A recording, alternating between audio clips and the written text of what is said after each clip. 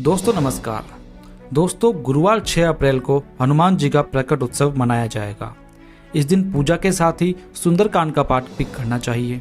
सुंदरकांड पढ़ने से आत्मविश्वास बढ़ता है और मन शांत होता है। श्री रामचरितमानस के इस कांड में हनुमान जी ने हमें बताया है कि कम समय में बड़े काम कैसे कर सकते हैं। साथियों, ये जो वीडियो मैं लाया हूँ आपके लिए, ये एक अध्यात्म से जुड़ा है, साथ में अध्यात्म में ये बिजनेस को भी जोड़ रहा है। इसलिए हम केवल बिजनेस करते रहें, अध्यात्म से ना जुड़ें तो मज़ा नहीं आता है काम करने का और हमें वो रिजल्ट भी नहीं मिल पाते हैं। तो हम यदि इस माइथोलॉजी को बिजनेस में डालेंगे तो हम बहुत कुछ सीख सकते हैं।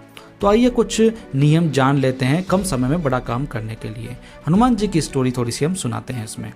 हनुमान जी को देवी सीता की खोज में समुद्र पार करके लंका पहुंचना था। जब वे उड़ते हुए समुद्र पार कर रहे थे तो रास्ते में उनके सामने सुरसा नामक की राक्षसी आ गई। सुरसा हनुमान जी को खाना चाहती थी।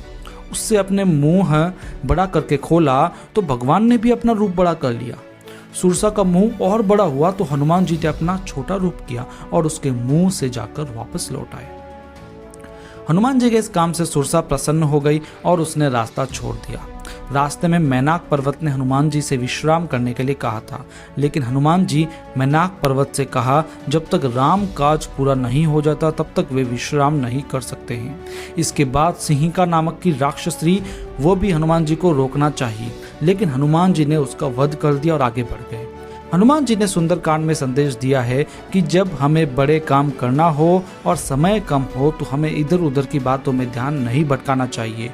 काम करते समय जैसी बाधा आए उस हिसाब से ही उसे हल करना चाहिए। हनुमान जी का संदेश क्या है?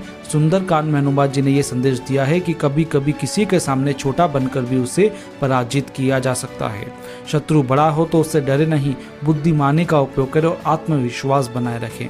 लक्ष्य बड़ा हो तो हमें विश्राम करने में या किसी से युद्ध करने में समय बर्बाद नहीं करना चाहिए।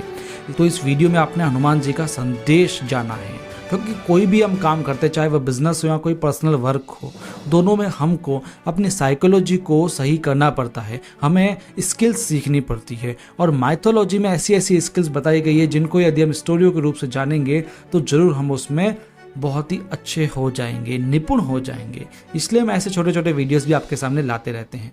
धन्यवाद।